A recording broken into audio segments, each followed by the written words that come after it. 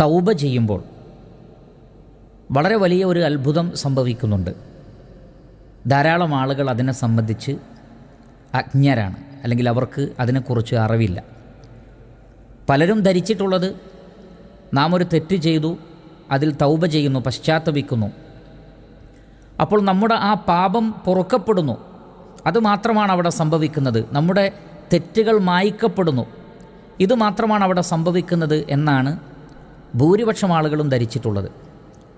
എന്നാൽ അറിയുക, അതിനപ്പുറത്ത് ഒരടിമ തൗബ ചെയ്യുമ്പോൾ ആ തൗബ ആത്മാർത്ഥമാണെങ്കിൽ, ചെയ്തുപോയ തെറ്റിനെക്കുറിച്ചുള്ള ഖേദവും സങ്കടവും അയാളുടെ മനസ്സിലുണ്ടെങ്കിൽ, ഇനി ഒരിക്കലും ഞാൻ അതുപോലെ ആയിക്കൂടാ എന്ന തീരുമാനം അയാൾക്കുണ്ടെങ്കിൽ, ആ തൗബയിലൂടെ കേവലം അയാളുടെ പാപങ്ങൾ പൊറുക്കപ്പെടുക മാത്രമല്ല ചെയ്യുന്നത്, മറിച്ച് അള്ളാഹുവിൻ്റെ അടുക്കൽ